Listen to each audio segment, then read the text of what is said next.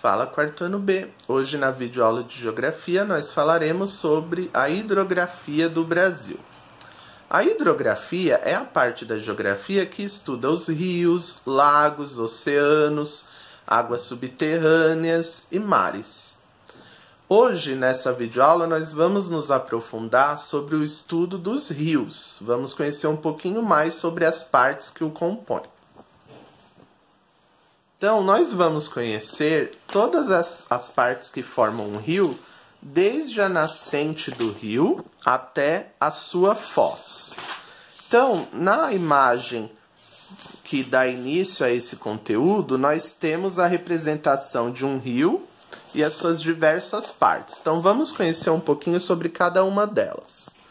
A primeira é a nascente. A nascente é o local onde o rio nasce. Então, vem da própria palavra, nascente de nasce. Quando o rio encontra um desnível muito grande no relevo, formam-se as cachoeiras. Acho que todos vocês já devem ter visto em imagens ou até ter viajado para locais que têm cachoeiras. Então, como vocês podem ver, a cachoeira ela é originada a partir de uma queda, de um desnível no relevo.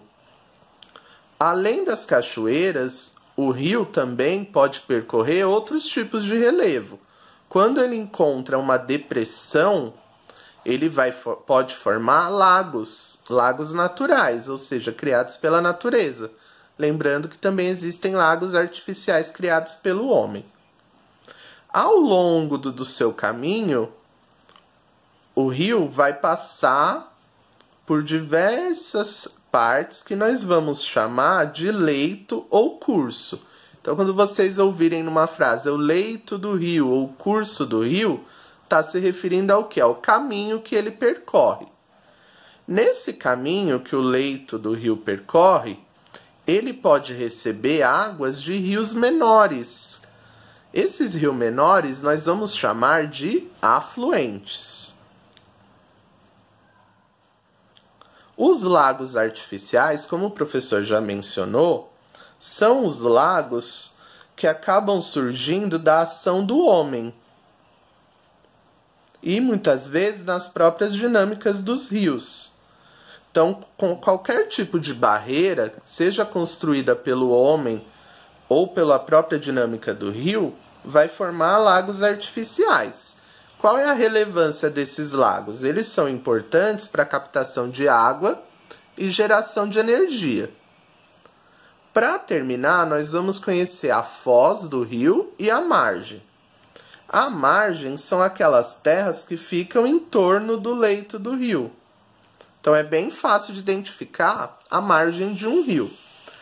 A foz representa o final do percurso, o final do rio, que é quando esse rio poderá desaguar em outro rio, em outro lago ou até mesmo em um oceano.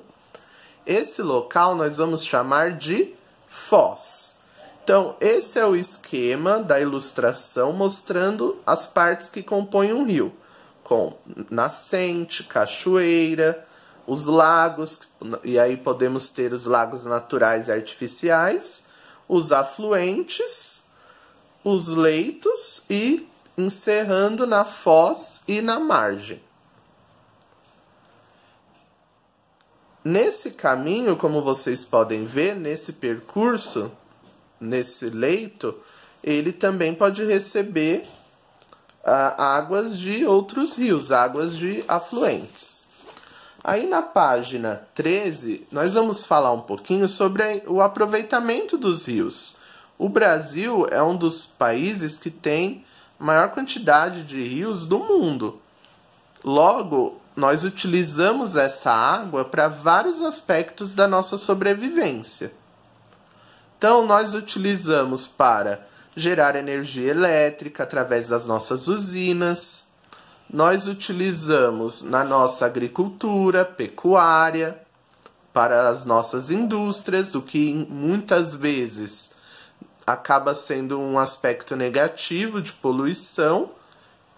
E também utilizamos para pesca, lazer, navegação. Então a água, o aproveitamento dos rios, ele é pleno, ele é fundamental no nosso país. Inclusive, sendo o mais importante para o abastecimento das moradias. Lembrando sempre, né, que não devemos utilizar e aproveitar desse recurso em excesso. Nos últimos anos, inclusive, nós tivemos até algumas crises hídricas no estado de São Paulo.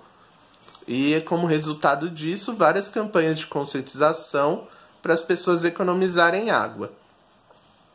Ainda falando sobre os nossos rios, eles se dividem em rios perenes e rios intermitentes.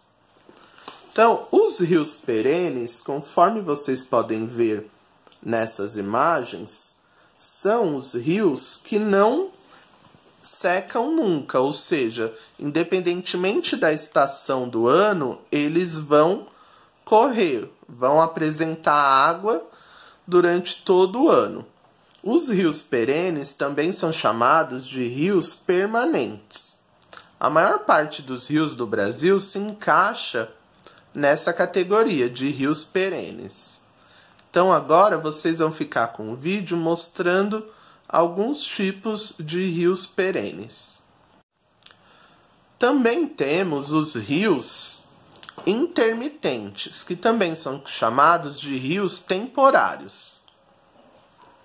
Esses rios são aqueles em que, durante os períodos de estiagem, ou seja, aquela época que não tem chuva, esses rios desaparecem temporariamente, eles acabam secando, voltando a fluir no período de chuva. Então, vou deixar um vídeo para vocês mostrando o mesmo rio durante o período de chuvas e durante o período mais seco, para vocês verem como é um rio intermitente, também chamado de rio temporário. Logo, o fato do Brasil possuir vários rios perenes vai auxiliar no desenvolvimento da energia elétrica para a captação de água, dentre outros fatores de aproveitamento. Voltando ao relevo, nós vamos conhecer os rios de planície e os rios de planalto. Os rios de planície, eles correm por regiões sem grandes irregularidades no seu terreno. Já os rios de planalto correm por terrenos mais irregulares, e muitos deles são utilizados para a criação de usinas e barragens. Para terminarmos, vamos falar das matas ciliares. Essas matas são uma proteção natural contra os processos erosivos. Sem elas, nós vamos ter um ciclo de muito prejuízo, que vai desde enchentes, passando pela falta da entrada da luz solar, chegando até aos animais que não vão conseguir sobreviver nesses locais, já que muitos precisam de água para sobreviver. Aí vocês podem ver na imagem que encerra esse texto que nós temos várias pessoas plantando mudas em torno de rios que perderam a sua mata ciliar graças ao homem. Por isso que nós devemos sempre preservar, né, as águas dos nossos rios, e agindo dessa maneira, auxiliando essa área com a mata ciliar, as pessoas preservam as águas dos rios, preservam a própria sobrevivência e também a sobrevivência de outros seres vivos. Antes de encerrar, vou deixar um videozinho com uma campanha sobre as matas ciliares. Vocês viram como são importantes, né, as matas ciliares e o quão elas significam para o nosso meio ambiente. Abraços.